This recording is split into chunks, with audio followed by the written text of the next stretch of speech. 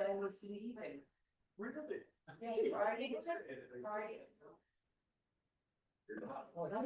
Okay, we'll call this meeting to order at 5:30.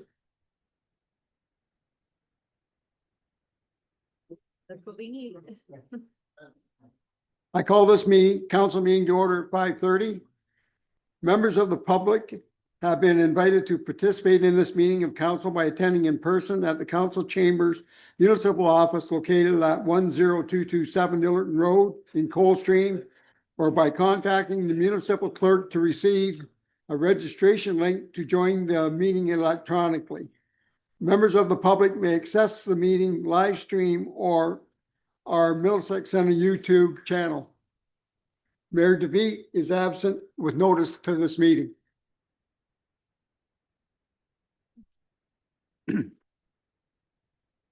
At a recent Rural Ontario Municipal Association conference, Middlesex Center was honored to be recognized by the Government of Ontario as an age-friendly community. This recognition highlights our municipal efforts to make our community more accessible and inclusive for people of all ages and abilities.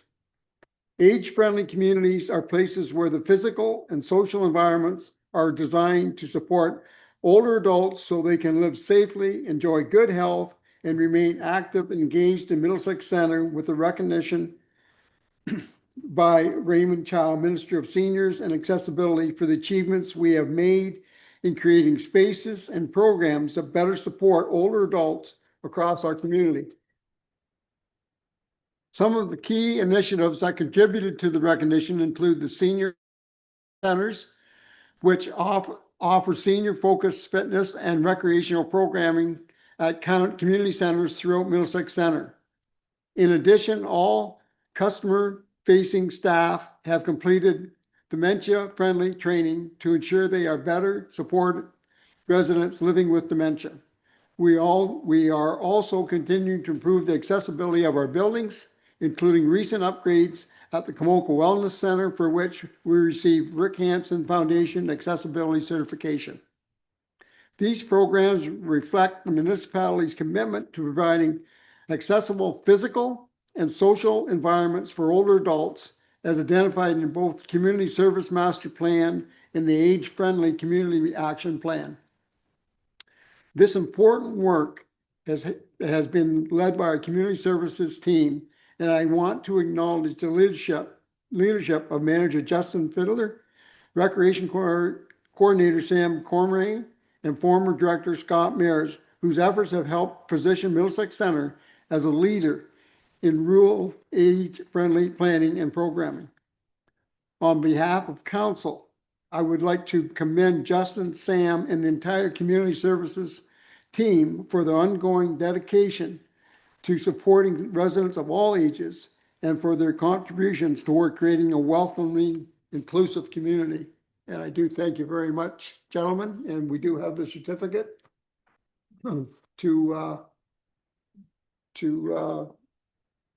allow you to put up where you please. And so we will see that you get that. And if you have any comments from either one of you, you're certainly welcome to go ahead. Thank you very much, members of council.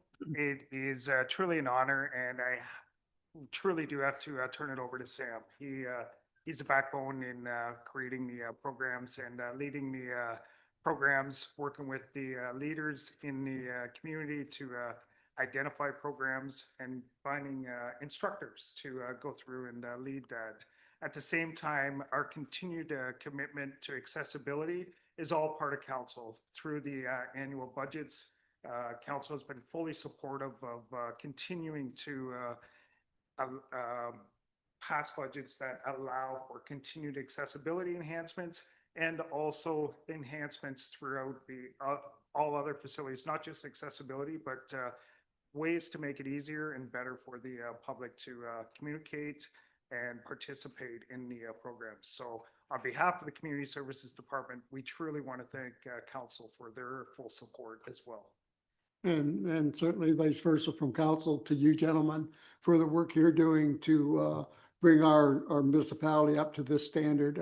We really appreciate it, and it makes our whole municipality a better place to live. So we thank you for your efforts.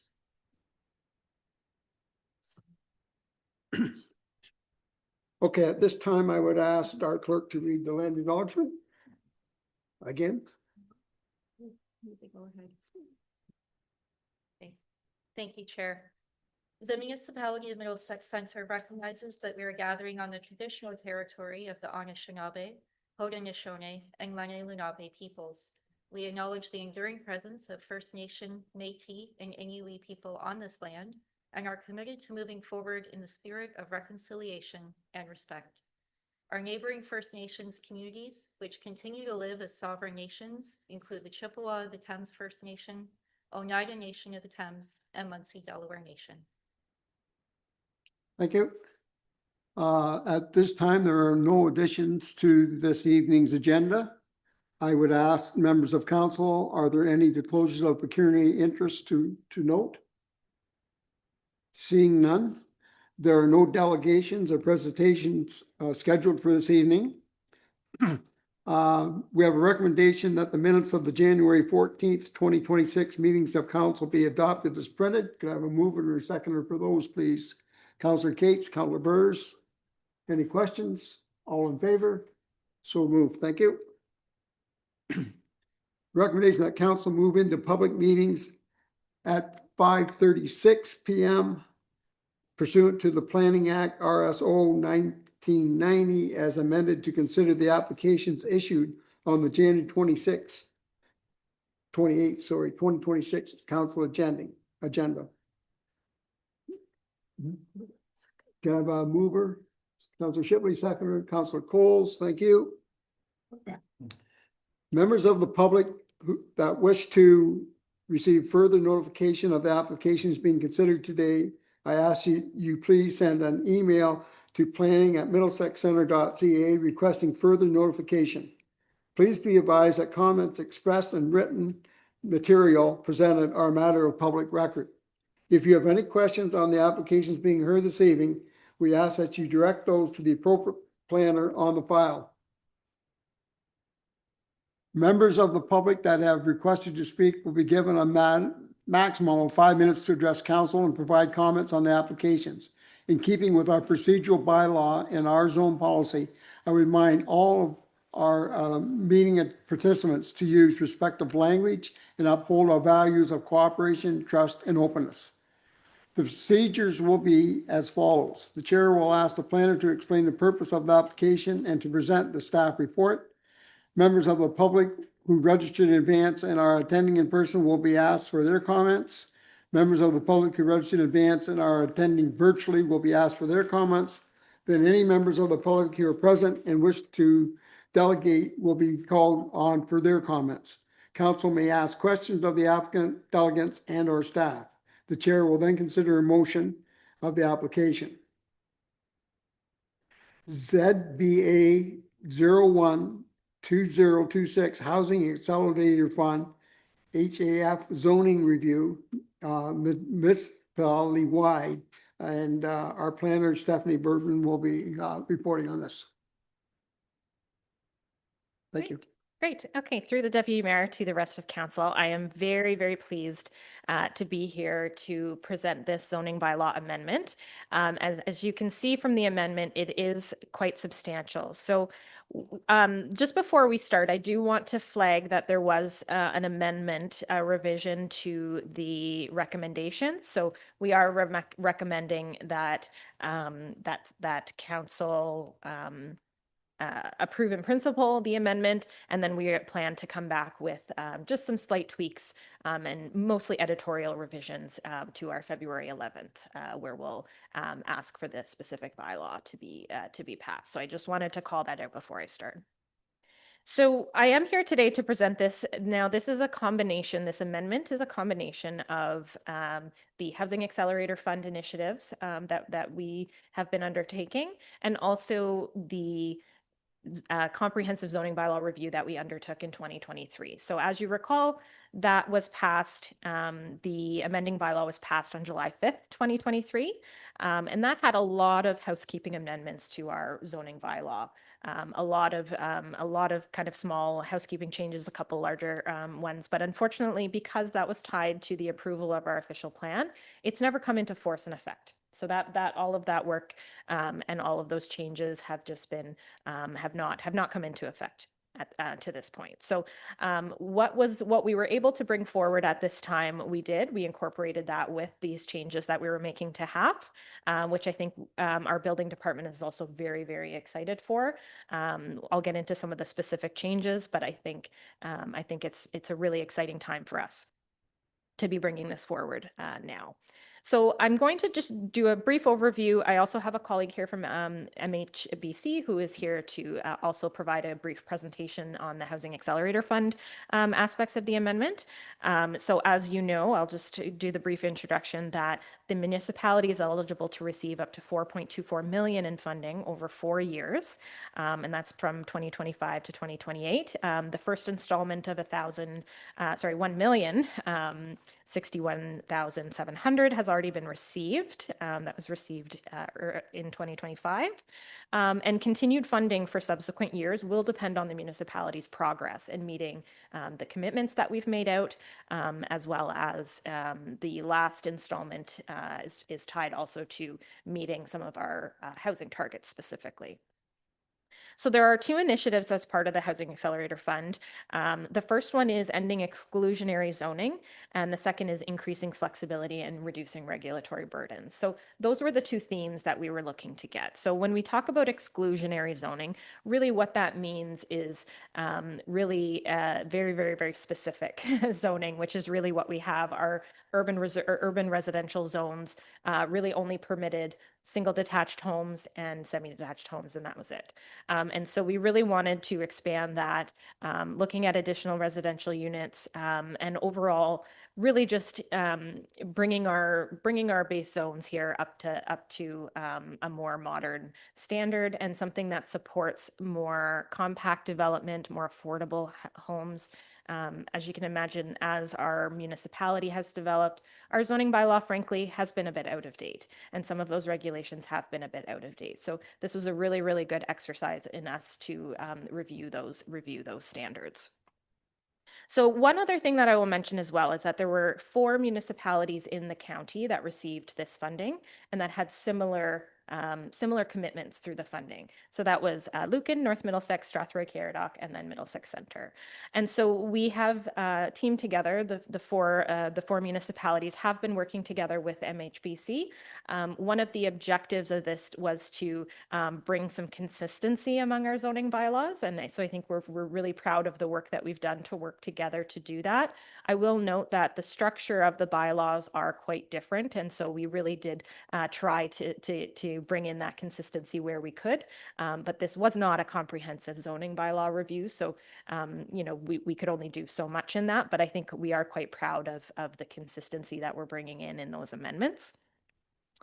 So I will kind of move on to discuss some of the specifics.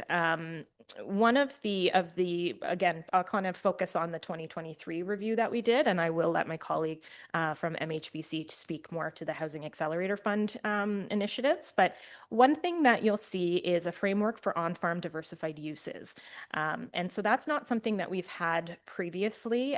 We've kind of addressed these types of files on a site-specific basis, so one at a time, either through amending zoning bylaw, minor variances, things like that. So now we have a framework within our zoning bylaw for these uses to be permitted, and the specific provisions are really based on the guidelines for permitted uses in prime agricultural areas, which is the document prepared by and issued by the province to govern those uses. So there's things like being restricted to about 5% of the, or 2%, I believe, 2% of the total area, or a couple of hectares. So again, just trying to limit the impact on the agricultural land base. But again, now in our zoning, we now have that framework that these can go forward without a site-specific amendment, provided they fall within those regulations.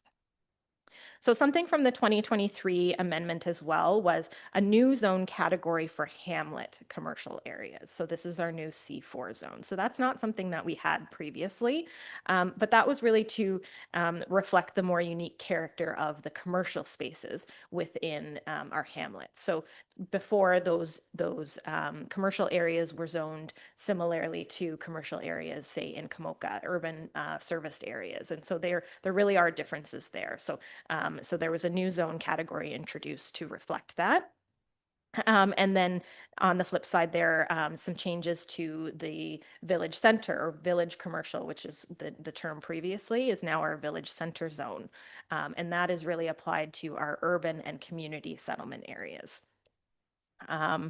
And there's a few some changes that that had been made to definitions and general regulations, again, to kind of modernize our bylaw and reflect current trends. There was the introduced, in terms of parking, the introduction for requirements for electrical vehicle parking. That is something that I actually do want to flag that might be revised in the bylaw coming forward. There have been some changes in the provincial legislation surrounding what we can and cannot regulate.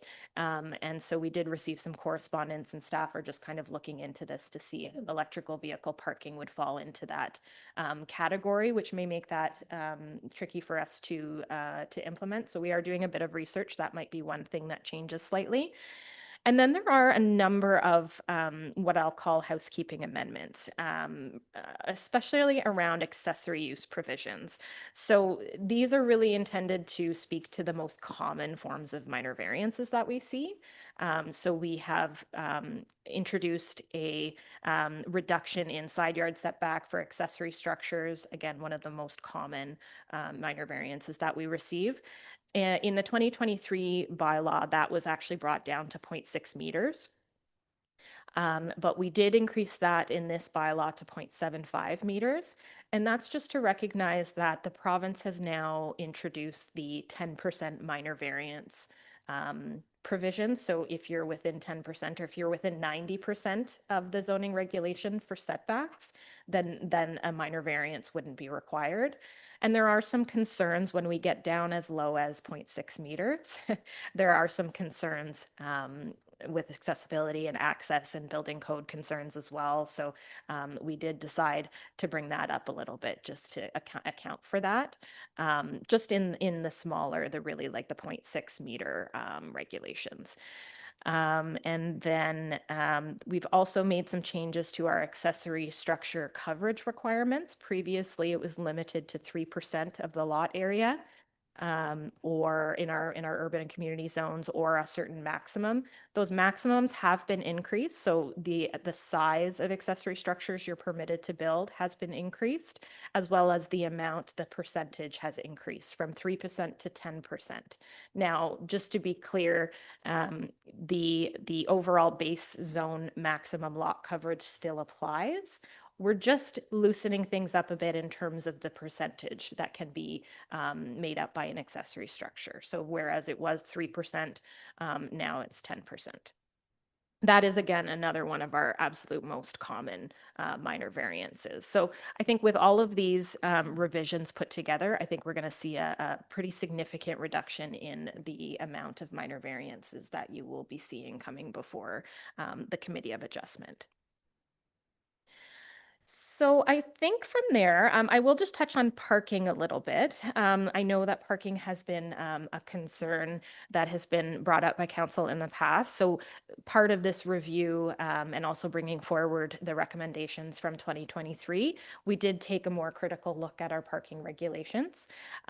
We do have fairly standard parking regulations for a community of our kind of nature, kind of semi-urban, semi-rural nature. But we did make some minor changes to the parking requirements for street townhouses. So our current bylaw required 1.5, but that we did increase that to 2.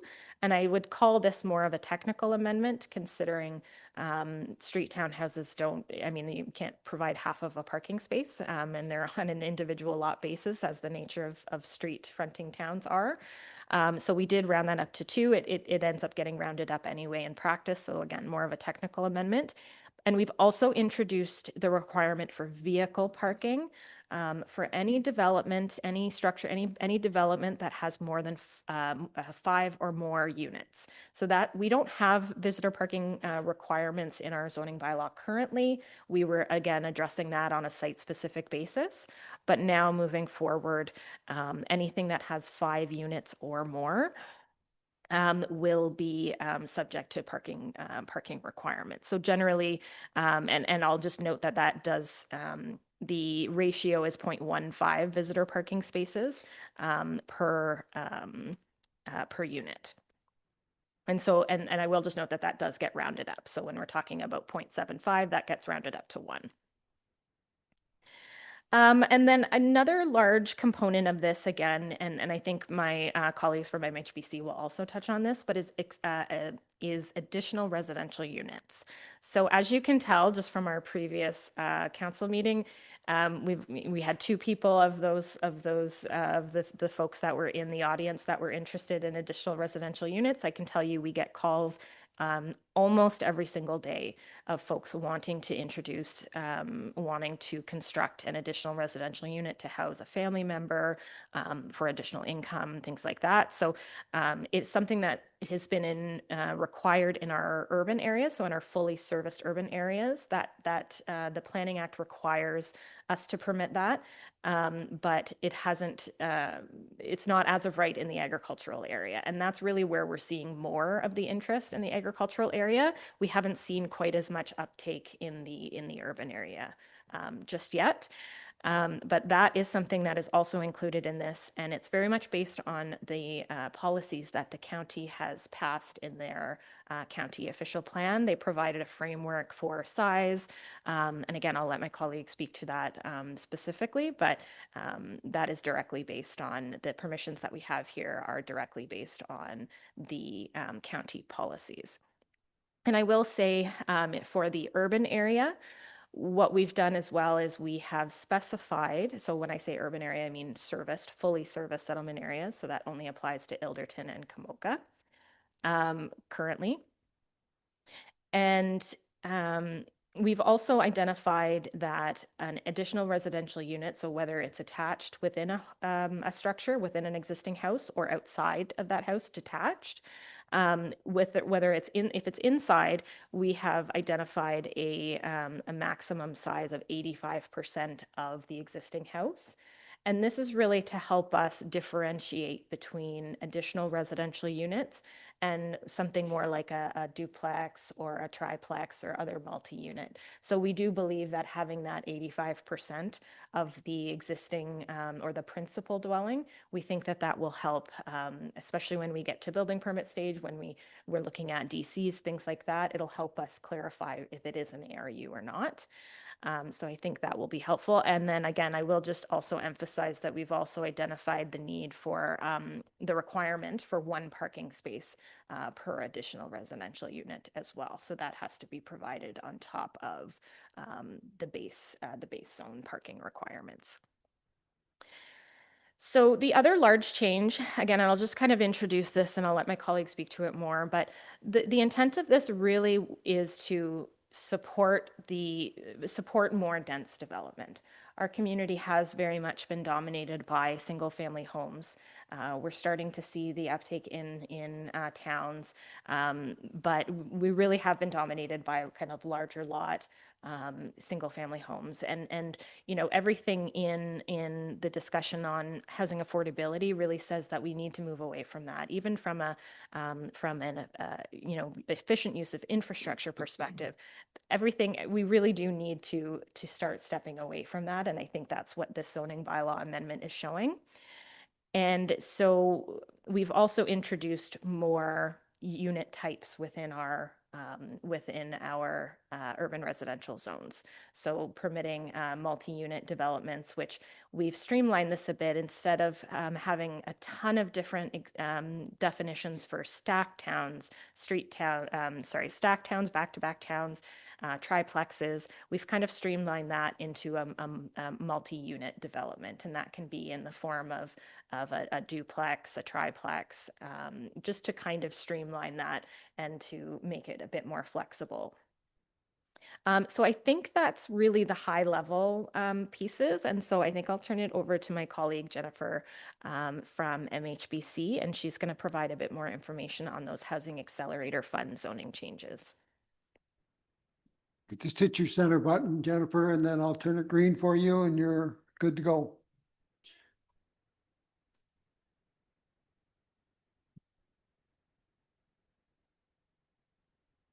You're good. Okay, can everybody hear me? Okay, hello everyone. Good evening. My name is Jennifer Gaudette and I'm an associate planner with MHBC. I'll try not to repeat too much of Stephanie's speech because she kind of stole some of my thunder. But yeah, okay, perfect.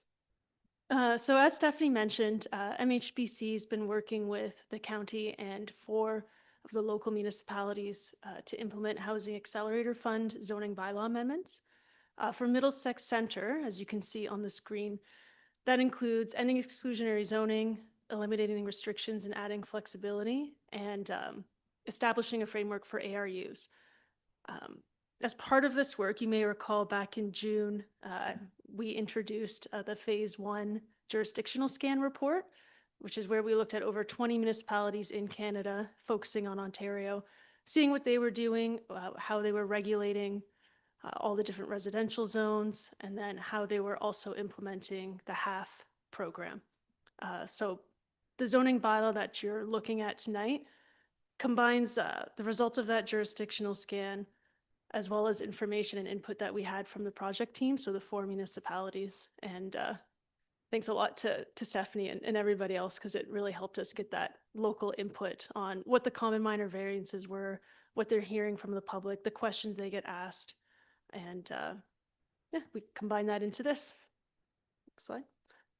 So I won't go through this in much detail because Stephanie already covered it. But essentially, the first one is exclusionary zoning, which is where you think of an R1 zone being very limited in what you can do, R2 being very limited. We're proposing to change this so that there's a wide range of housing forms that are permitted in all the residential zones, and you regulate the intensity of them through the provisions. So for example, for the R1 zone or the UR1 zone, that would be maximum of 4 units. So even though you could be permitted a multi residential form, you would be restricted in intensity still. And as Stephanie mentioned, the HAF program does require that we permit 4 units as of right in service settlement areas. So right, that's above and beyond what the Planning Act requires. The Planning Act requires 3, so the 2 ARUs in addition to your principal. This goes beyond that for HAF funding, where it expands that into 4, but also it's not limited to just ARUs, it's 4 units. So that could be a quad, for example. Next slide. So some of the ways that we're looking at actually implementing this is the change in the permitted uses. You can see on this slide, I won't go through them in detail. I know there was a chart appended to the staff report, which does go through everything in detail, and we'll take questions after if anyone wants to focus on a certain area. But you can see in the UR1 zone, that maximum of 4 units combined with the other zoning provisions like lot coverage, height, setbacks, is how we're looking at controlling the intensity of all these different uses. Next slide. Second one is regulatory flexibility. So this is looking at the actual regulations, so the height, lot coverage, etc. So the goal here is to promote intensification while still being appropriate for the local context and to simplify zoning regulations. So it's easier for everyone to understand. And part of that, as Stephanie did mention, is combining some of those permitted uses into one. So the multis cover a variety of townhouse forms, for example. So when you're looking at, is this a primary plus ARUs? Is this a quad? Is this what form of housing is this? Is it a double duplex or whatever? It simplifies it in that manner so that staff can more easily understand what they're looking at, and homeowners and developers can more easily understand what DCs or zoning regulations might be applicable. Next slide. So some of the provisions that we're looking at changing It is most of them, but not always in drastic ways. There's lot area, lot frontage, decreasing most of the setbacks, increasing maximum lot coverage, removing the minimum floor area requirements. This is something that the building code already covers. There is a minimum dwelling size in there, so we propose to remove it from the zoning bylaw. Also revising the minimum amenity area. It's still going to be required if you have 5 or more dwelling units in a development. So the UR1 zone or UR2 zone and above, it would still be required to do the 10 meters squared per dwelling unit. We just revised it and clarified it. Regulating height. So now it would be expanded so you could do stacked townhouses. And then combined, all of these are intended to promote gentle density. So although when you look at it, it might look like the UR1 zone is, if we're changing a lot, we are, but combined, there's still quite a bit of regulation on them. Additional residential units. I know there's a lot of interest here on these. Already covered that ARUs are already required to be permitted in the Planning Act. The half goes above that by adding one additional one. So this is implementing the county's direction, which comes Planning Act, province, you know, we have to put these in. So next slide. The zoning bylaw proposes different regulations depending on the level of servicing that's available. So if there's full municipal services, you can get the full 3 ARUs with these regulations. Next slide. Without full municipal service, so this would be in like hamlet areas or agricultural areas, you could have a maximum of 2. You would be required to demonstrate appropriate servicing through a report, but you don't have to share them. You would have to share a driveway though, or access. That would be shared, as well as meeting the MDS.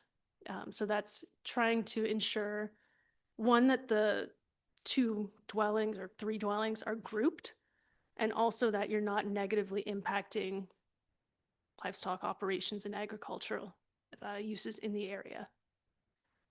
Next slide. So here's those regulations that are being proposed, and they do implement the county's direction. That's the end of my presentation, but Stephanie and I are available to answer any questions, and would like to point out to the public or anyone watching, attached to the staff report is a chart that goes through what's existing and what's proposed, in addition to the text of the bylaw. Thank you. Thank you. At this time, I would ask the clerk if there's anyone that has registered to ask questions. None, either virtually or in person? No. None. Are there any members of public in attendance, either person or virtually, who wish to comment? Seeing none. Questions of council? Council members? Council Breyers, go ahead. Yeah. Thank you, Chair. Through you to, sorry, I've forgotten the lady out here. Do I ask her to? Yeah, so I can ask her. As I understand the Housing Accelerator Fund, what is there, $4 million plus in play? And is it divided into 4 segments? Like we got $1 million something? All right. Is the heavy lifting on the bureaucratic part done now? And is it all about, we got to start building stuff? Is that what it is? Can someone answer that? Yeah, through the deputy mayor to Councillor Burrs, 100%. This does represent one of the last initiatives and the last commitments that we need to make in order to fulfill our commitments through the fund. So this is one of the last steps. You're right. It's one of the last things that we have to do, and then now we have to figure out how we're going to spend the rest of the money, which I think we're going to be discussing. But yes. Councilor Gates? Take you through you, Deputy Mayor, to, is it Jennifer? Yeah, Jennifer and Stephanie. So I have comments, you know, more than one. This is a question here, please. Yeah, I'm making them a question. So I'm going to move this one to the top because you just talked about it. On the ARUs, specifically I guess it would be the agriculture, is there going to be a distance? It has to be within so far from the existing house to keep it close by.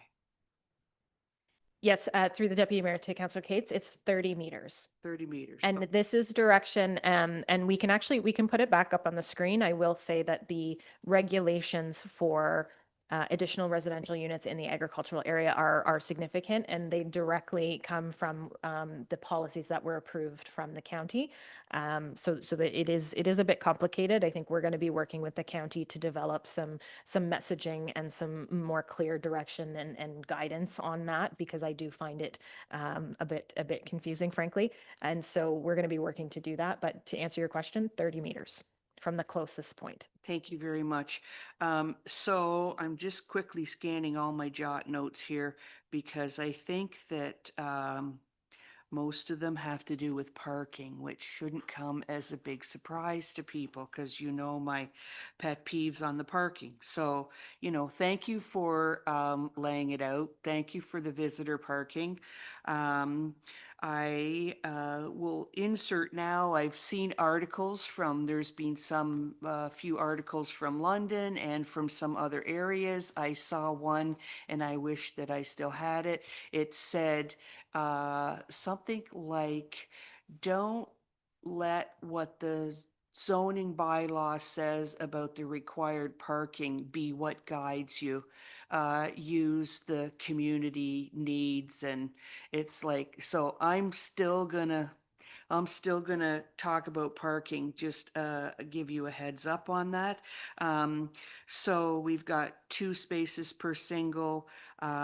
So one of my questions was going to be if you're still counting the tandem parking, which I did read in some input from someone else, and Stephanie has confirmed with me that it is yes to tandem. So, we need to think about not buying the most narrowest garage door. People are knocking their mirrors off. And so I guess a part of this just comes back down to the really good design of things. It doesn't have to jam in every single one. You can still do it in a really nice way to have the intensification. Another question that I had was the process to the builders, like when this is how will the builders know, now it's 10% lot coverage, like those kinds of things. Through the Deputy Mayor, we'll be preparing some summary materials. Obviously, the zoning is quite technical, but we will be preparing some summary materials to inform of these changes for sure. Thank you. Maybe the last one. I noticed that somewhere it talked about a linked dwelling is removed from the bylaw. Can you explain that to me, please? Yes, so that was part of our approach to simplify the zoning bylaw. A link dwelling is a form of a 2-unit dwelling that we've had in our zoning bylaw for quite some time. I'm not sure if we've actually seen any, but again, this was I can't recall the specific definition, but it was linked with a common underground. wall. Yes, but it was distinct from a duplex. And so again, this was even working with Arnie, we've really wanted to try to simplify those definitions a bit to simplify the regulations. Thank you. I think that's all. Thank you. Councillor Arts?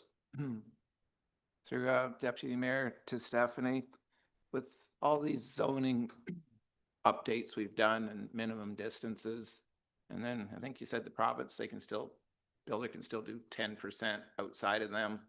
So does that mean we're not going to have anybody come up for us for minor variances, or can we just say no because we've given them, the new laws are going to give them what they've been asking for anyway? There reaches a point where we stretched enough and that's it. Is that an understandable assumption, or can we just say this is the way it's going to be? Thank you.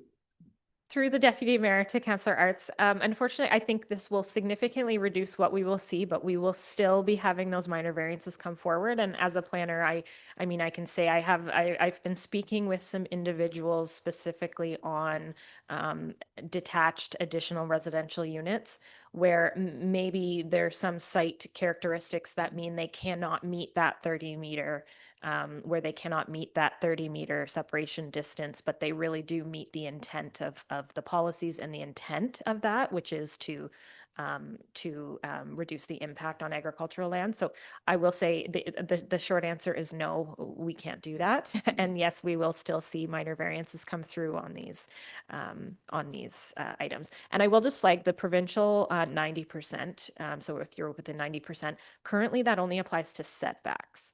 It doesn't apply to coverage or anything else. It only applies to setbacks. Thank you. Councillor Coles.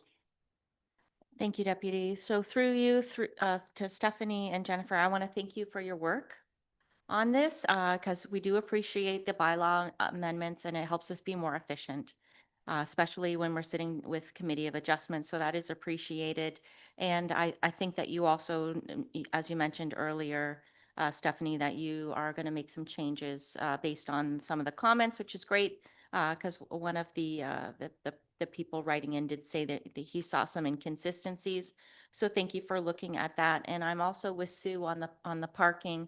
I think that's so important. So I love that you've included some visitor parking because I do see people in those smaller areas where they don't have as much space and they can't use their garage for parking.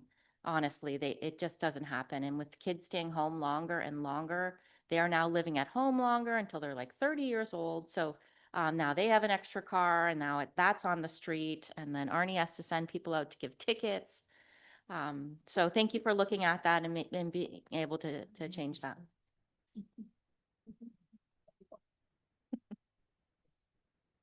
Thank you. Councillor Shipley. Thank you, Deputy Mayor. Through yourself to staff, can you just explain to me again what Hamlet Commercial is? Because I get a little concerned what the commercial is going to be inside of Hamlet Village, or inside of Hamlet. So I will say that the uses are very similar to what would have been permitted.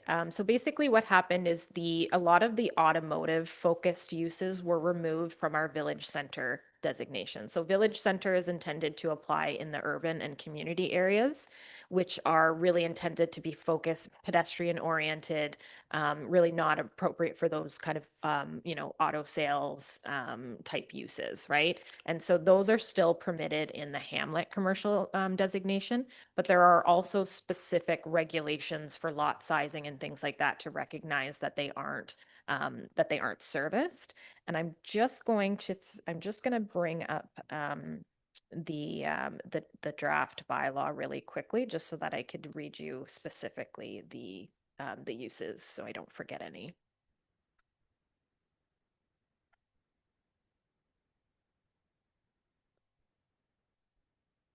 Apologies.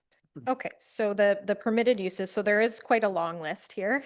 I apologize, but as I mentioned, they're similar to what would be permitted today in those areas. So there wasn't a significant amount of change to kind of what was permitted. It was really intended to separate out the hamlet commercial areas versus the urban commercial areas. So that was really the intent. But there's the whole list of commercial uses from bed and breakfast, car wash, clinic, banks, garages, gas bars, hotels, personal service establishments, restaurants, things like that. Okay, so maybe I'll go to Arnie. We've got some issues, in the Hamlet of Ballymote. How would they fit into that commercial end of it?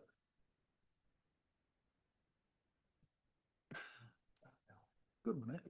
Yeah, that's a great question. I think through the mayor to councillor, I think the current Hamlet commercial or the proposed Hamlet commercial generally reflects more of a highway commercial that we currently have. So I think they would almost continue with the current permitted uses, just under a new title. Generally. Okay, thank you. Any other members of the council? I just have one, probably for Eric. We start getting these additional ARUs. it's gonna put a strain on our sewage treatment plan if we start getting a lot of these. Now, we've seen some area municipalities get fairly large sums of money to upgrade their sewage treatment plants. I'm assuming we can't use any of this accelerator fund money to do that. So is there plans out there or is there grants out there we can get to start looking ahead to upgrading those? Go Yeah, ahead. through the deputy mayor, if you don't mind, I think I can respond to that. So we are looking potentially at using some of our remaining housing accelerator fund money to fund some capital projects that may be related to that. So we are doing that. But the other side of it is we're also looking at our infrastructure design standards as well, because that is really what we do, what we use for kind of projecting out. And so we're looking at it right now to ensure that it's sufficient and that the number, the persons per household that we're using to calculate out our future needs is appropriate to address some of these intensification initiatives. Okay. So is that- Just one thing further on the parking. Is there any way we could limit parking to one side of a street? Because if you get parking on both sides of the streets in some of these subdivisions, fire trucks are a lot larger. And if you have parking on both sides of the street, then you run into concerns that emergency vehicles can't get down those streets. So if there's a possibility that we can limit parking to one side of the street so that it keeps that lane of traffic open for emergency vehicles. So through the deputy mayor, I'll just say, I think we're looking at an amendment to our traffic and parking bylaw right now. And so that's something that we'll have to consider as part of that. Okay, thank you. Does anybody else have anything? Okay, we have a recommendation that report PLA 012026 re ZBA 012026 Housing Accelerator Fund zone review be received and that the zoning bylaw amendment ZBA 01/2026 with respect to the entire municipality be approved in principle, and that staff be directed to consider comments received as part of the statutory public meeting to revise the draft amending bylaw, and that further that the revised amending bylaw be referred to the February 11th, 2026 meeting of council for adoption. Could I have a mover or seconder for that? Council Bears to Councilor Cates. All in favor? So moved. It is recommended that the public meeting adjourn at 6:17 PM and that council resume its regular meeting. Can I have a motion to? Councilor Coles and Councilor Arts. All in favor? So moved.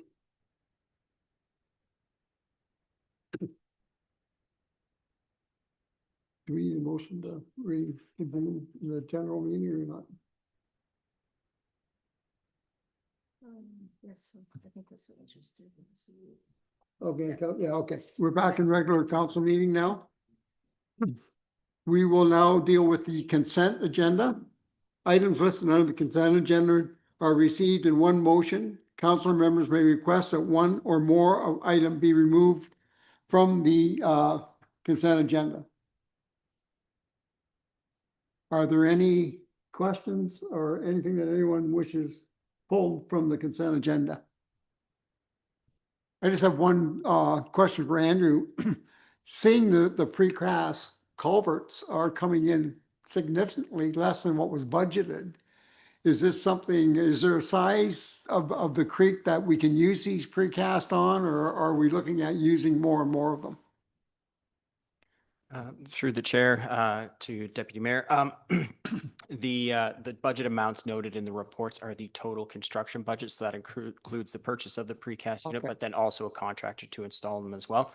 I'd say generally overall though, by pre-purchasing precast culverts, we have seen a decrease in the overall cost for those culvert replacement projects, somewhere in the range of 10 to 15%, where we're avoiding those contractor markups. But yes, we will continue to proceed in this fashion.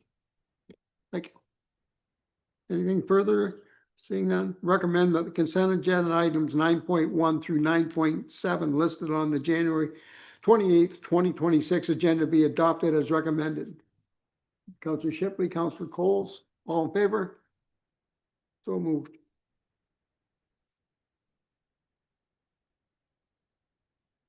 We'll move to staff reports, council grants and Delaware Hydro Fund Program. And Heather is going to comment on these. Good evening, Council, and through Deputy Mayor. It's my pleasure to be here tonight to talk about the Council Grants Program. We get to talk about a lot of very serious stuff here, and it's nice to talk about some of the fun things that are going to be happening for our community members. So the Council Grants Program, as a reminder, is our opportunity to sponsor a lot of the community events that are held and hosted by our community groups. These include things like our Canada Day celebrations, ongoing community picnics, and some special programs. So this year, once again, we had about double or more than double the number of the dollar value of applications that we had available. We have $20,000 that we can allocate, and we had almost $45,000 worth of requests. I was fortunate to sit down with our Justin, our manager of community services, and Jeff, our manager of finance. We reviewed the applications and have put forward the ones that are here before you for your consideration tonight.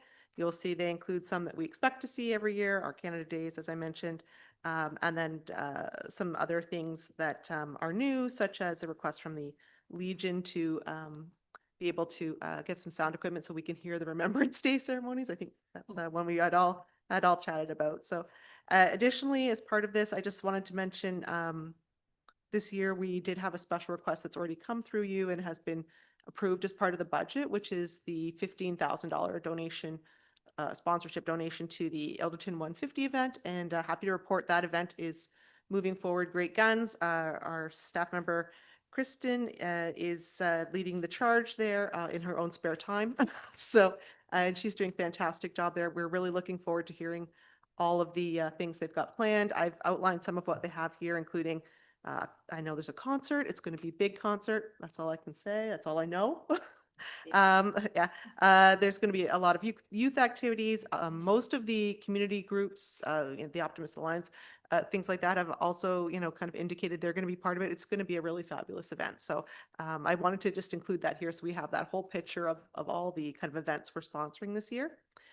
In addition, I put forward a recommendation for you to consider for the Delaware Hydro Reserve Fund. As again, we always say every year, this money is only to be spent in the village of the village of Delaware.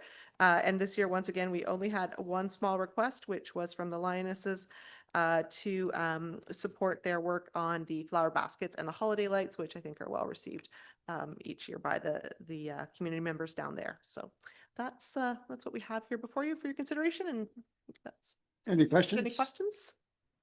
Council Bruce? Yeah, through you to Heather. Good report, Heather. Is 20,000 enough going forward, or you're going to talk about it each budget cycle? It seems to be the number of applicants increases exponentially. Yeah. Are we doing enough in this area?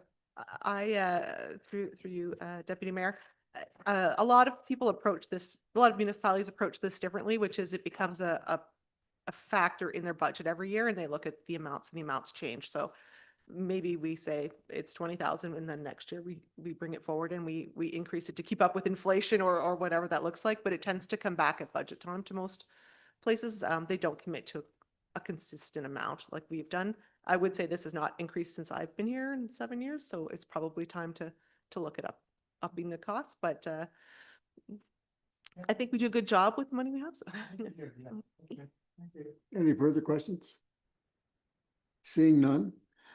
That the request from the Delaware Lioness be approved in the amount of $1,000. One page back. Oops, sorry. It's a long one. Oh, okay, you gotta start back a page. Okay. Lots of yellow. Oh, we have to read all this yellow stuff. Hang on, folks.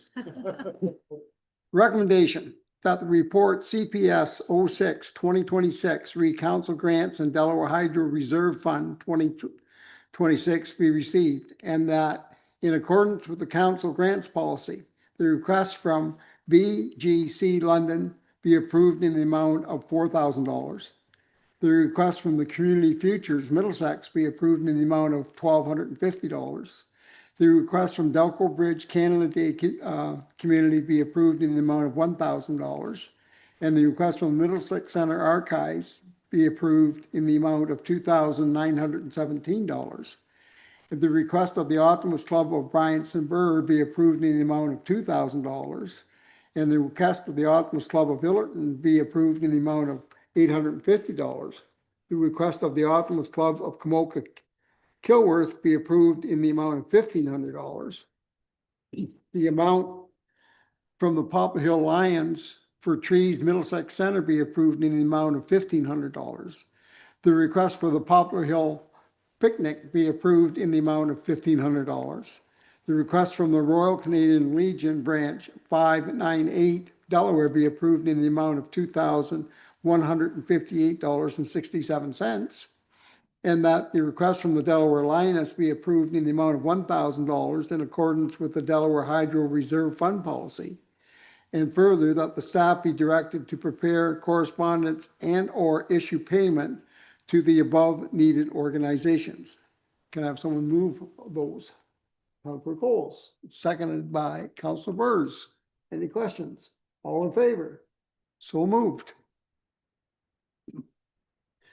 We'll move on to the environmental study report for expansion and upgrades to the Kamoka wastewater treatment facility. And Jeff Paul from Stantec is here and Eric is here. So I'll turn it over to you, gentlemen, and you can start as soon as you're ready. Just press your mic button and we'll turn you green and you're away to the races.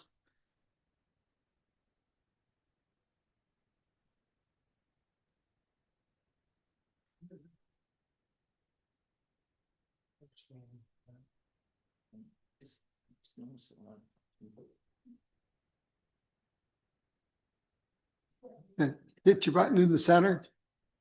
Thank you. You're good to Follow go. the instructions.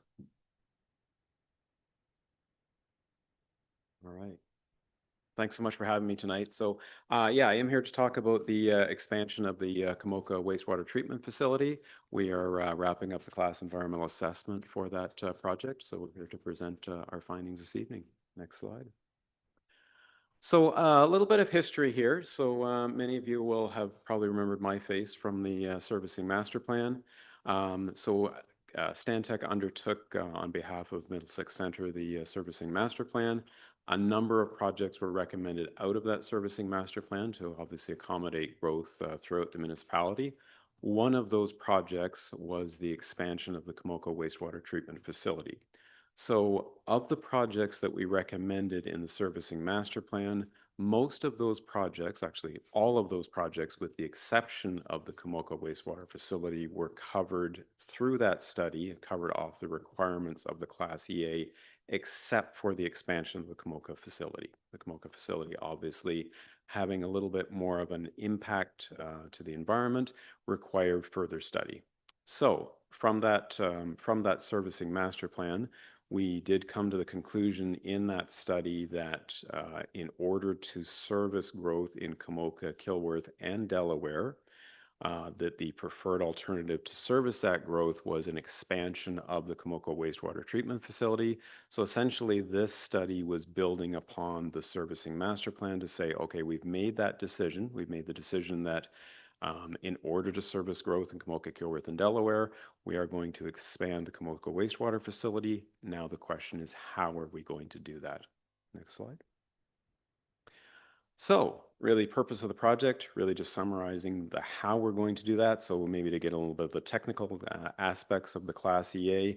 So what we are doing is a Schedule C class environmental assessment. So when I speak about that higher level of study or that higher level of reviewing impacts on the environment, that is basically a Schedule C class environmental assessment. So we're building upon the work that we did through the servicing master plan, carrying it forward through that Schedule C class environmental assessment. And the purpose is basically looking at the design concept of upgrading the Kamoka wastewater treatment facility. Next slide. And then just to give you a little bit of sketch for the framework of the Class EA. So Class EA basically has 5 phases, as you can see on the slide here. So phases 1 and 2 were covered under the servicing master plan. So identifying the problem and opportunity. So in our case, The problem was that there is significant growth in Camoka and Kilworth, and Delaware, which is currently unserviced, would require sanitary servicing as well. So the problem was how to provide sanitary treatment to those growth centers. So that was phase one. Phase two was developing developing alternative solutions and then identifying the preferred solution. So again, looking at different alternatives, we chose the preferred solution, which was to expand the Camoka wastewater treatment facility. So again, those first two phases were done as part of the servicing master plan. The next phase then is phase three, which we get into with this study.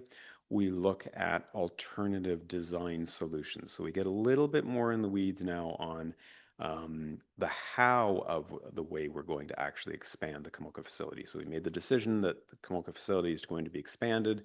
Now it's a little bit more of the how are we expanding that facility. Phase four is documenting that study into an environmental study report. So that's what you have in your council packages. So that's essentially the report that summarizes all of the work that's been done. Of course, as you can see, we're here now at the council presentation. The next step is phase five, which is the project implementation. So that is yet to come in terms of working your way into the design of that facility. So now getting in the detailed design of that facility and then actually constructing that facility. Next slide. So a little bit of summary just to cover some of the things that we've already talked about here. So your existing system, essentially, everything in pink is what's already serviced by sanitary sewers. So you see that, much of Camoka and Kilworth are already serviced. Both of those communities discharge separately to the Camoka sewage pumping station and the Kilworth sewage pumping station. Those both in turn pump to the Camoka wastewater treatment facility. Obviously, Delaware is currently unserviced, but as part of the servicing master plan, we determined that Delaware would eventually be connected to the Camoka wastewater facility. What we're also seeing is that there's significant growth projections for Camoka and Kilworth. So we're seeing that there's significant demand for additional sewage treatment in the future. So we're seeing that projected out, particularly from some of the background studies that Watson has done for you. And then, of course, there is that need for Delaware, particularly some of the employment lands that has been contemplated for Delaware in future. Next slide. So as we look at those communities, then we take the population projections. Again, this is work that's been done for you by Watson, and we convert that to projected flows.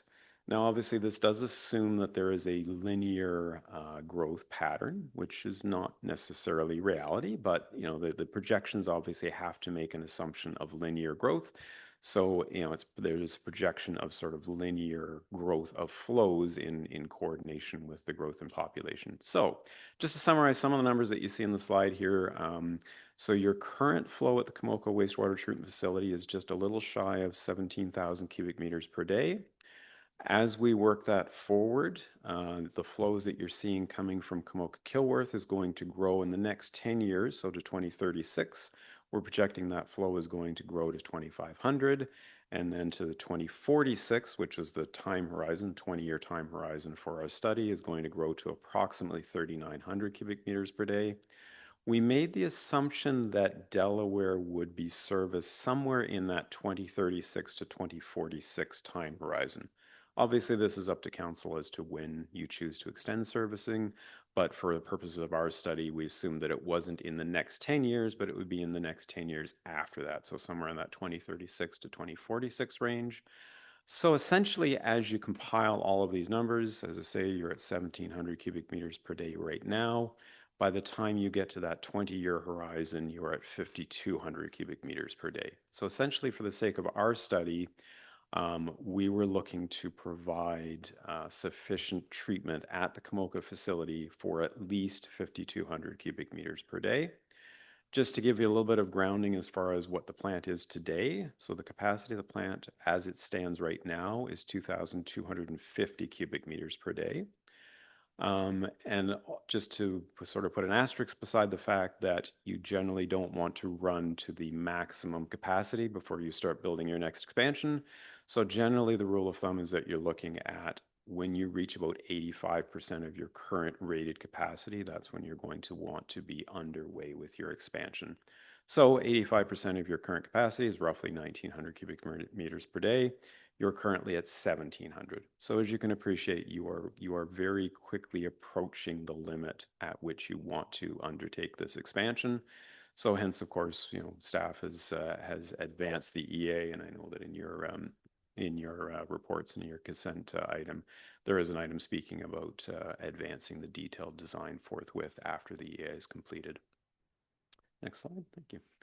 I'm going to get a little bit into the weeds a little bit on some of the works that we're proposing in the plant. So obviously this EA, as I said, it gets a little bit more in the details of what the expansion of this facility looks like. So I'm just going to give you a little bit of an overview of what the plant looks like right now in terms of sort of major components, just so that it gives you a little bit of grounding to some of the works that we're proposing. So essentially the way that the facility functions right now is, as I said, you've got there's 2 pumping stations in Kamoka and Kilworth. They pump flows to the Kamoka wastewater treatment facility. The first piece of works in the facility that it goes through is the headworks. Essentially, that filters out anything that, I'll say it this way, is anything that can't be treated. So, any debris or garbage or that sort of thing, it filters those items out before it goes into the treatment system. From there, just looking at the image here, you then go into, so that's the headworks part, that's the filtration or the screening parts. You then go into the aeration part. So the aeration part is essentially where the treatment actually occurs. So you've got your liquid stream that's coming into the plant. It's being aerated. The bacteria is acting on the organics that are in that tank over the course of time, and essentially breaking down those organics So from there, it goes from the aeration into sedimentation. Essentially, that stage is now breaking it down into liquid that can be basically released back into the environment, and solids, which will have to be treated separately. So it sort of separates out the liquids from the solids, and that's where it essentially splits. The liquids continue on to filtration, so the liquids are filtered, and then they're disinfected with UV disinfection prior to discharge to the environment, in this case into the Thames River. The split, of course, is sedimentation, being that anything that's solid then goes into the digestion stage, where it's further reduced down into water is taken further out of it and then stored, and then sort of what's left over in terms of those solids in the case of Middlesex Center is land applied. We apply it essentially as fertilizer in agricultural uses. So that's a little bit of a sort of brief overview of the plant, and it gives you maybe a little bit of grounding of some of the works that you're going to see in some of the following slides. Next slide. Thank you. So as we look at the expansion of the Kamoka wastewater facility, obviously we have quite a lot of work to get to that 5,200 cubic meters per day that I talked about earlier, but we don't have to do it all at once. So we do break it down into phases. So we are proposing 3 phases of expansion of the facility. Those phases would be done over the course of years. So the first phase essentially is improving and expanding some of those pieces of your system that aren't specifically the treatment parts. So what you're seeing here on this slide is we are improving some of we're actually proposing a brand new headworks building. So that brand new headworks would improve your screening, it'll improve your grit removal, and then at the back end where I talked about where the liquid stream comes out, we're going to improve your filtration system. So these are things that we're proposing in phase 1. So we're not looking specifically at the treatment part of it itself, but we're improving some of the other systems before and after your treatment in order to improve the ability of the plant to treat and to basically build in some capacity for those future expansions. So essentially, the EA did look at a variety of options in terms of how to do these things. So what you're really seeing on the slide here is the preferred options for each of those components of the plant that we're improving in phase one. Next slide. So then phases 2 and 3 really get into expansion of the treatment portion. I'll call it the treatment portion of the plant itself. After going through, looking at a few options, we did settle on the process of using extended aeration activated sludge treatment. Essentially, that is the treatment process that you have right now. So this is, not reinventing the wheel. This is a system that is working for you very well right now. Your operators are very familiar with this type of system. It's the same type of treatment as you use in your Ilderson facility. So essentially, we're just building on what's already working for you. So essentially, in phases 2 and 3 of the expansion of the Kamoka facility, you would be building new activated extended aeration treatment trains at the facility. Next slide. And also within phase 2, you'll be expanding your biosolids management. So this will involve potentially new construction of new aerobic digestion tanks. It will also involve additional construction of additional tanks on site because, of course, you need more, with more flows, you'll have more sludge, you'll need more storage. So you're building additional tanks to store that. So those works are projected to happen in stage 2 or phase 2 as well. Next slide. So a little bit of summary of those various phases. So I won't maybe go through the works too much more, but just to give you a little bit of a sense of both cost and what is this going to get you. So again, current capacity of the facility is 2,250 cubic meters per day. The first phase is going to get you up to 2,800 cubic meters per day. So that's going to get you some additional capacity. And really that's capacity is coming out of improving some of those works. So we talked about improving the headworks, improving the filters, and building in some capacity for future expansion, but also re-rating the plant. So we're basically saying that we feel that the existing treatment train is actually able to treat more based on improving some of these works. So that gets you to that 2,800 cubic meters per day. Probable cost for that, and this is a project cost, so this would include contingencies and engineering. You're looking at approximately $23.5 million for that first phase. That will be that near-term project, which we're recommending you undertake in the near future. The next phase would be phase 2. That's going to bring you now up to 4,400 cubic meters per day. That's where you're getting into those additional treatment trains and you're expanding the actual treatment portion of the facility. That's also the additional biosolids storage. Probable cost for that is estimated approximately $20.5 million.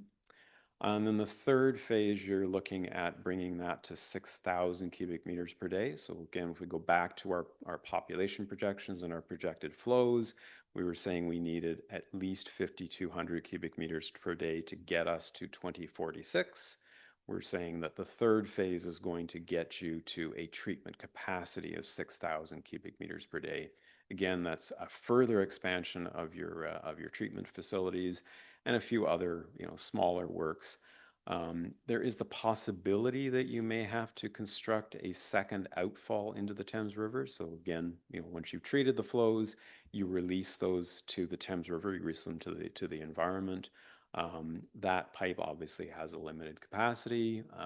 It's borderline at your third phase as to whether you may have to twin that into the Thames River, but that is a possibility. You're looking at a probable cost for that third phase being approximately $19 million. So essentially those works are happening over the course of that 20-year lifespan. The first phase we would say should happen within the next couple of years, but phase 2 would be further down the road, and phase 3 would be, of course, further down the road from there. Sorry, next slide. And really just to give you a little bit of sense, I've got a couple of slides here. This is sort of a plan view of just what this actually looks like of the plant itself, and then there's another render after this that gives you a 3D view of it. This is really color coded, so everything that's sort of in black is your existing facility. Everything that's in red is your phase one. So red is your new headworks building. So you can see that that's sort of in the center and off to the right a little bit. That's your new headworks building, and that gets you that better grit separation and filtration. Everything that's in blue is your second phase. So what you see sort of in the center of the image and a little lower in the image is that additional treatment train in blue that gets you your additional treatment capacity. What's also sort of center of the image but a little higher is your additional aerobic digestion facility. And then what's a little, sorry, I'm doing the descriptive version of this, but what's also in blue over to the right, actually, if you go, yeah, that's the aerobic building there. That's the additional treatment. And then if you go to the right, yep, right there, that's your additional biosolids storage. Thank you. So your phase two works, and then the green is the third phase. That's your additional treatment train to get you to that 6,000 cubic meters per day. And then if you go to the last one, yeah, that's the rendering. So as part of the concept design, we did do a 3D rendering of the facility. So this gives you a little bit, maybe a little bit better view. Same color scheme, so you see there, red being your phase one works, your blue being your stage two or phase two works, and the green being your third stage works. So you kind of see that this is all happening obviously within the same confines of the existing facility. This all happens inside the same property line, so there's no property acquisition for this facility. And for that matter, it's actually staying fairly compact to the existing facility, trying to minimize some of those impacts on the surrounding environment, which is probably a good segue to the next slide. So as part of this EA, obviously we have to look at impacts. So we look at impacts, primarily in this case to the natural environment and to any of the archaeological resources in the area. So as part of the Class EA study. So some of this study work was done through the Servicing Master Plan and was continued on through this study. Essentially, doing the natural heritage side of things, doing an inventory of species at risk or threatened species that are in the area. Conclusions of that study is that we are either not having any impact on those threatened or species at risk, or that we can mitigate those impacts. Again, we're keeping the expansion fairly compact so that that allows us to mitigate or prove that there's no impact on the environment for the expansion. Next slide. Part and parcel with that is looking at impacts in the Thames River. So I talked about the fact that we are releasing our treated sewage or treated effluent, I should say, treated effluent to the Thames River. So we do in a similar capacity study. Essentially, that's saying what is our impact on the Thames River by discharging what we are from the process. So that study was completed. Essentially, the conclusions of that is that the additional flows. So you are already discharging flows to the Thames River right now. We're just going to increase those flows as we're increasing the capacity of the plant. Conclusions of that study is that it is a low risk to aquatic habitat and aquatic species in the Thames River downstream of that outfall. We are keeping the same effluent limits, so the same criteria that we've set for the existing facility, we're keeping those effluent limits. We have looked at the dilution of the effluent in the Thames River, so we're able to do some modeling and say that essentially by the time you get approximately 800 meters downstream of the outfall, the effluent is completely diluted in the Thames River. And all of this we submit to the Ministry of the Environment for their review and their approval. We've had several conversations with the Ministry of the Environment, and they have accepted our effluent criteria. So they have agreed to what it is that we have proposed. Next slide. And this is my last one. So the last thing that we looked at is impacts on the archaeological resources in the area. This is a little bit of a busy area, so in terms of archaeological resources. We're adjacent to the Thames River, so it's not a surprise that we would find something here. So it is also an area that is very well studied because, of course, you have, as Middlesex Centre, you've done a number of projects in this area previously. That includes obviously the treatment plant itself, but even some of the water booster station work that you've done in the area. So there's a number of studies that have already been done in this area. So maybe just for frame of reference, archaeological studies generally go through 4 stages. Most projects will have to go through at least the first 2 stages, and then based on the findings of those first 2 stages, they may advance to stage 3 and or stage 4. In this case, both stages 1 and 2 for the treatment, for the lands on which the treatment facility sits have been completed. We have an understanding of what's there, and what you're essentially seeing on this image is some mapping that we prepared that essentially identifies where additional study work would need to be done. So the orange area is areas that have been previously studied through those first 2 stages and have been flagged as needing a 3rd stage study. And the green and the blue are sort of buffer zones to say if we, if works were to occur in those buffer zones, that would also require future studies. So you can see that those colors really wrap around the existing facility. So any expansion of the existing facility is going to trigger additional archaeological studies. We have had discussions with staff about the nature and the potential costs of those, and I believe those items have been budgeted for in 2026. So there is a projection or a recommendation that a stage 3 study will have to be completed for the area of the expansion of the wastewater facility, and it is likely that you're going to have to go to a stage 4 as well. So again, we've had some discussions with Middlesex Centre staff about the costs and timings of those studies, and I believe those have been budgeted accordingly. And next slide. And yeah, so that is my presentation this evening, and I'm available for questions, and thank you for having me. Oh, where's my light? Nice to see you again, all the way from Carriage Road. Yes, Yeah, long okay. long drive. Okay, just talking about the phases, like we go out to 2046 on the 3rd phase. First phase should start end of 2027 or 28. We got to have that started or completed. Phase 1. I'm just looking at the dollars, and I don't know if the rest of you choked, but 23 mil, 20 mil. Yeah, so it's about, when does phase 1 have to be completed? Is it by 28? Can you comment on that? Through you, Chair, to Councillor Burrs. The detailed design is anticipated to start in 2026. It'll probably take between 12 to 18 months to complete that. And then once the detailed design is completed, it would go to tender. So you're looking at starting construction in probably late 27, early 28. Okay, so that's when you, and I haven't looked at our budget book, but I'm sure we've saved up enough money. No, you don't even have to comment. So phase 2 then is about what? Another 10 years, and then the last phase looks to be like it's 2026. So yeah, by 46. Yeah, okay. So it's what you said, Eric, is 2028 then for phase 1. Then we take a breath for about 8 or 9 years, maybe, and then off we go again into phase 3.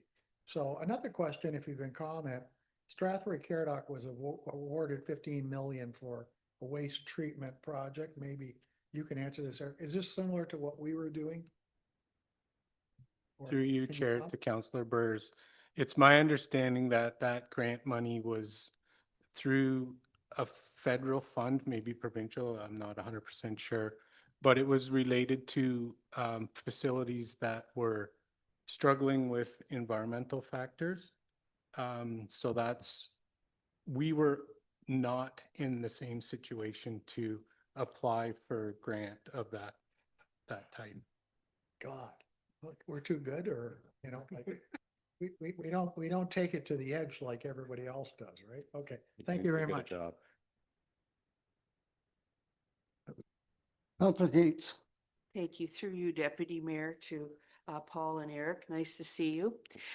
Good presentation. I had some questions that I think you have answered. You did a good job of me. The thing was what we're finishing now was phase one, phase two, and then now we're going into phase one, but they're of different things. So I had all these phases that I wasn't quite sure. My question on here is, where are we? And so you've answered that.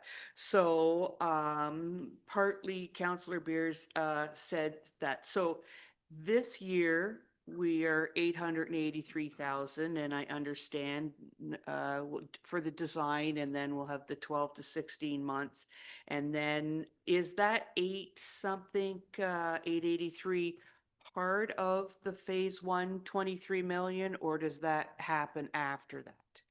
Through the chair to Councillor Cates, that 800 or 900,000 that's slated right now is specifically for detailed design. And then the 20 million would include administrative engineering for quality control during the construction, and then construction of the facility. So that includes both components, construction, and engineering administration through the construction phase. Okay.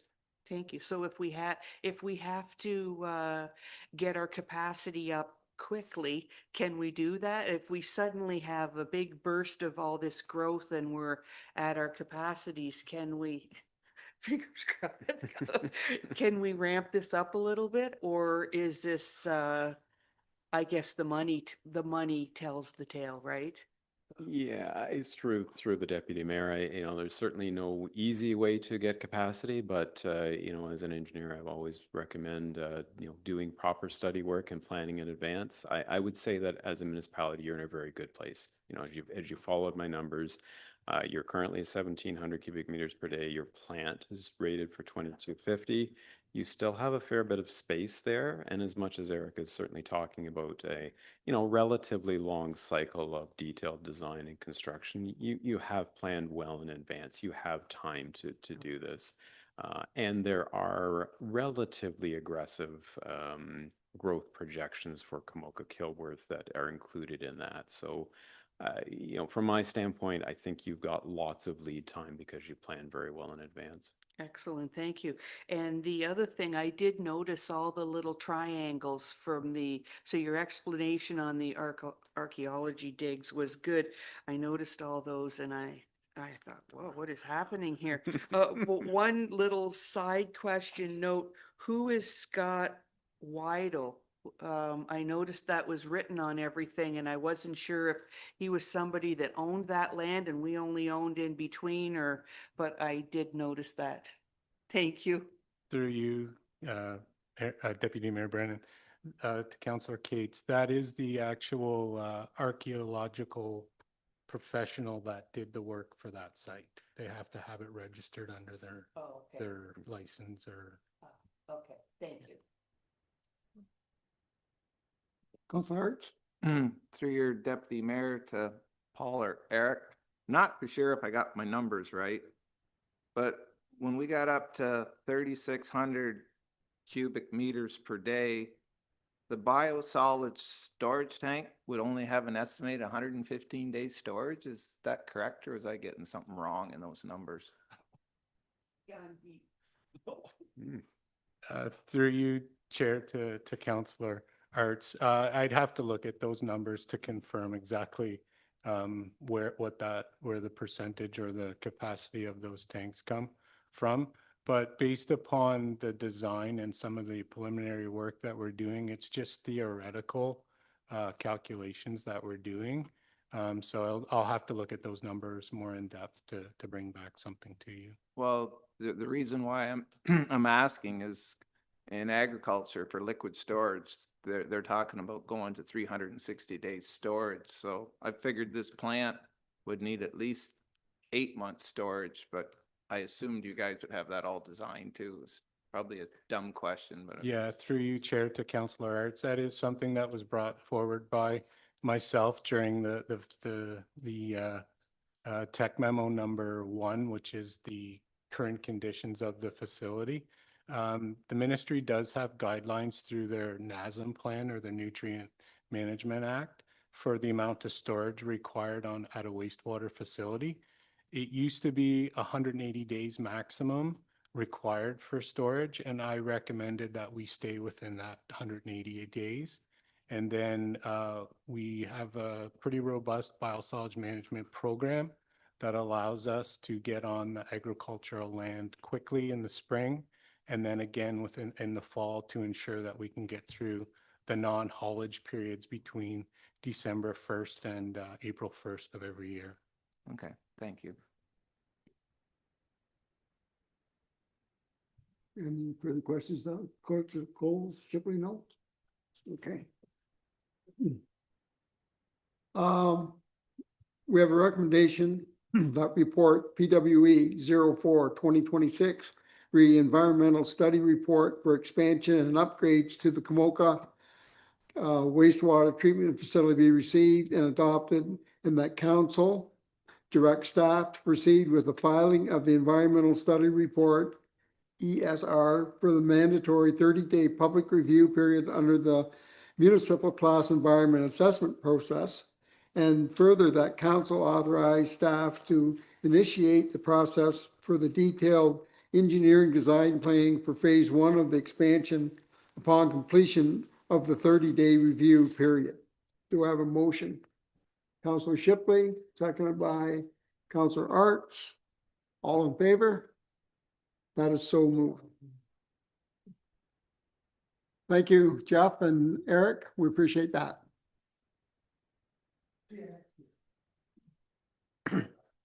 We will now move to the Middlesex Center Fire Services 2025 year-end report. In front of everybody is one updated on the emergency responses by category, and Chief Todd has give us a comparison of 2024 and 2025. And I will now turn it over to the chief to go through his report. Thank you, Deputy Mayor. Through you to council. Before you is the Fire Services 2025 annual report. This report covers a wide range of areas. It covers response statistics primarily, fire inspections, revenue, emergency management, which is also part of my portfolio. Given the comprehensive nature of this 17-page document, I will highlight some of the key statistics and notable points, leaving ample time for any questions you may have. So jumping in on page 1, for the 2025 fiscal year, Middlesex Center Fire Services responded to 502 emergencies as compared to 2024's 434 and 435 in 2023. In past years, I've reported that our call volumes are going up anywhere between 5 and 10%. Last year was an anomaly, which stayed pretty much static. And this year, we've increased by almost 16%. So as you can see, it's not a consistent increase, but a reflection of ongoing variations. So our top four alarms, which are pretty similar to past years, are motor vehicle collisions, which is our highest, and followed by our monitor alarms, medical intervention, and then our second station support. So as the Deputy Mayor mentioned, the chart, one back there, Mike, please. Yeah, thanks. Chart number 2 there that you guys have in front of you is replacing that number 2 chart there that's just blue. So what I forgot in that chart, the data set is proper, but what I missed including was the 2024 data. So this chart will give you a little more information and comparative pieces with the different response types. So again, you can see our monitored alarms and CO and smoke alarms, MVCs, motor vehicle collisions, and our second stations are our highest. All right. These two charts show the responses of each station. So you may be asking, why are they different when you look at, say, for example, ARVA is at 76 on the top chart and ARVA is 101 also on the bottom chart. So the top one shows response in predetermined response areas. So as you know, each of our stations has a predetermined response area. That is their primary geographical area. So that is what the top one is showing. The additional calls from the 76, just using ARV as an example, 76 to the 101 would be primarily second station response and other assisting other stations outside of their geographical area. This could also include mutual aid. On to page 4 quickly, just to mention, along with these statistics, there is a Schedule A, an addendum to, which is a comprehensive breakdown of different call volumes per station. So that is an addendum to this. Jumping on to page 5, another thing that we look at closely is response and a time of day. So at night, we primarily have all our firefighters are at home. We do have a lot of shift workers, so customarily they're at work, a lot of paramedics and trades. And during the day is where sometimes we struggle at some stations because people are at work, they're out of the area. So this year I've broken it down into a couple new charts. Daytime, we have a 65% response, and that covers 324 of the 502, and night equates to 35% or 178 of that 502. On to page 6. These are 2 new charts that show you the daytime and nighttime response and the numbers for each station. The lowest chart on the bottom shows the responses by time of day. Next year, I want to add one in that shows a month, which will kind of break it down a little more and show you which our highest response months are. All right, let's just jump right to page 7, Meg, thanks.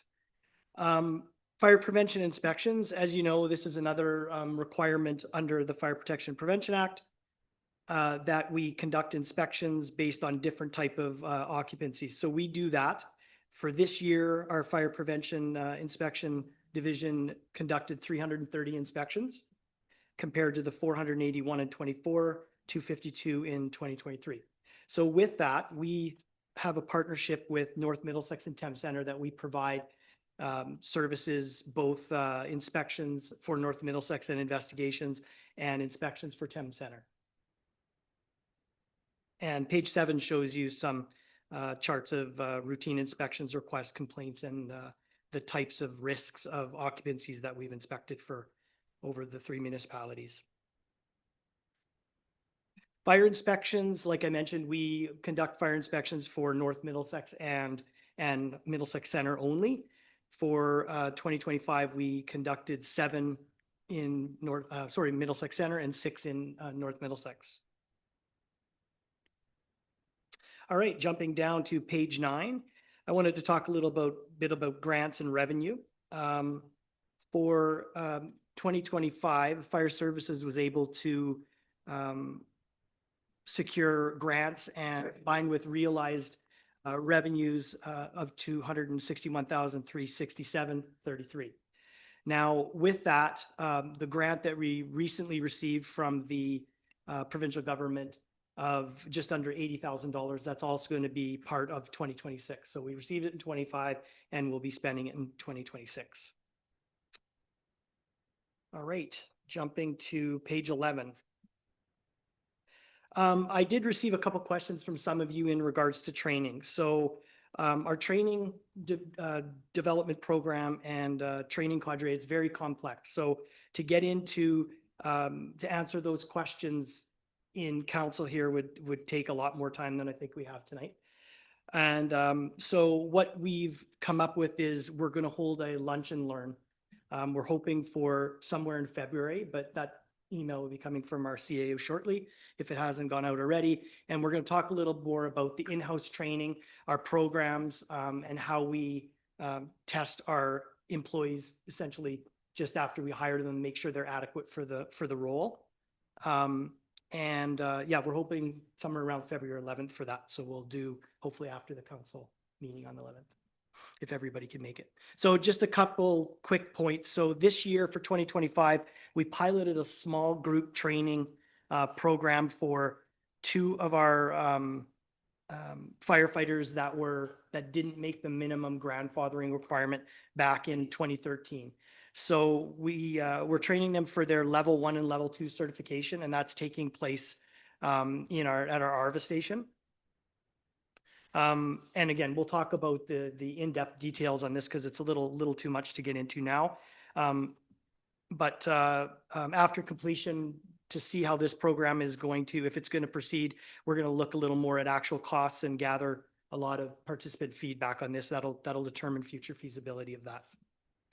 And then our large group training, there's a lot of considerations there, and they're mentioned there on page 12.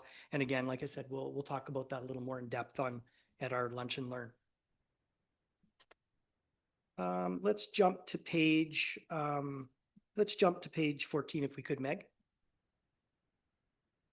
It's important to mention our retirement. So we had 2 of our senior firefighters at our Arva station retire. They both had 50 years of service. So we celebrated that at Arva station with a little get together. We also had 1 resignation and 1 firefighter moving out of the area, 1 resignation, and 1 firefighter accepted a position with the career department and therefore cannot respond with us anymore in the capacity. And finally, the driver certification program. So 2018, we worked on with Malahide Township on a driver certification program, and we jumped on board with them. They trained and continue to certify 2 ministry trained in driver certification inspectors, or sorry, not inspectors, they're more trainers, but they inspect, they'll inspect the whole program, they'll maintain the program, and out of that, our firefighters come with a D license, a D class license with a Z air brake endorsement. So the cost of that to us is under $800 per person, and then they maintain their license going forward. So it's a good initiative. It allows us to bring firefighters in that may not have that certification and provide that to them at a very reduced cost. Page 50 talks about our accomplishments for 2025. I won't get into that. We've already presented that to you in our budget, through the budget booklet. And on to page 16, a couple things I'd like to mention. Our partnerships. We have partnerships with Fanshawe College. There's I do some teaching there through one of their classes through their fire prevention program. We have a fire mentorship program through Fanshawe as well, and right now we have fire inspection trainees in-house that we take around to inspections and that type of stuff, and do a lot of book work with them and teach them what they'll be doing once they get out of school. We also have our service agreements in water rescue and rope rescue with a few of our neighboring municipalities. And we're still part of our regional training center under the auspice of the Ontario Fire Marshal. And last but not least, muscular dystrophy fundraising efforts for 2025. We were able to raise $33,702.81, which is our record. And after generous donations from people in the community and people passing through. Last but not least, emergency management. So emergency management is another piece, part of my portfolio, and it deals more with community hazards, risk profiles, emergency response plan, critical infrastructure oversight, and different flood emergency plans and that like. So we've every year we have to go through a rigorous compliance process with the province, and that's completed for 2025, and compliance notification usually comes around February, March. So I'm not suspecting too many concerns with that. With that, I think we're done. Any questions? I'm happy to answer them. Mr. Burrs? Yeah, a couple of questions. Good report, Colin. It's getting more sophisticated every year. My question pertains to Delaware. I'm looking at page 3. First of all, the territory that the Delaware station handles is Ward 5, all of Ward 5. Does it handle all of Ward 4 or part of Ward 4? Do you know? Just part of it. Okay, good enough. Yeah. A small piece, not a huge, okay. So out of these 151 calls, most people think the Delaware Fire Department lives on the 402, which they don't. What's the primary call is it false alarms in Delaware like everywhere else? Can you talk to that or not?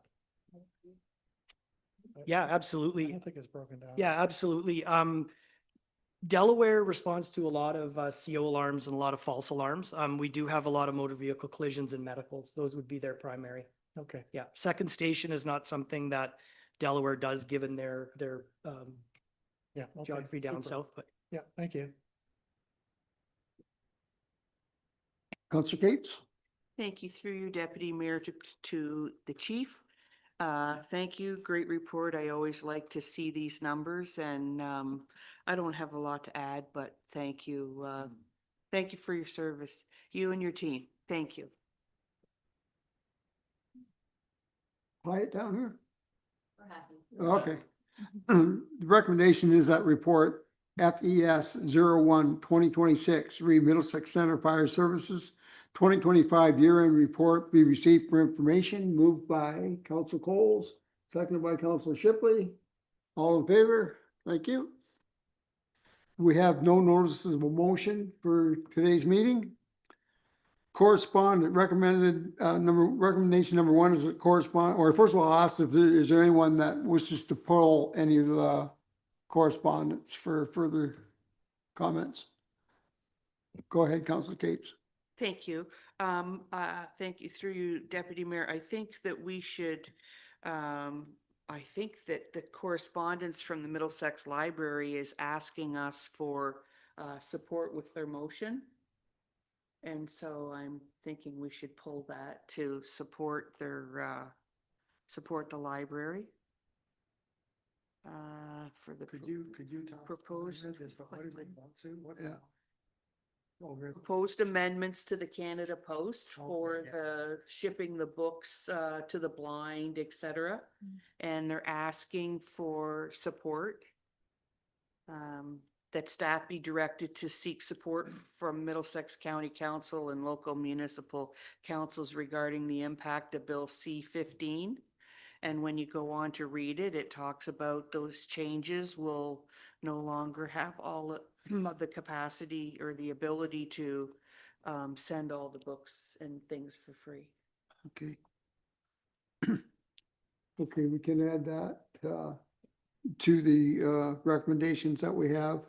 So we'll, Do we need a motion to? Yeah, I'll make a motion that we support the Middlesex County Library. Yeah, the Middlesex County Library's request. amendment. Yeah, okay. Moved by Councilor Cates, seconded by Councilor Coles. Any further comments? All in favor of that? Okay, that is so passed. Is there any other ones anyone wishes to push before or poll before we go to the recommendations? No? Okay.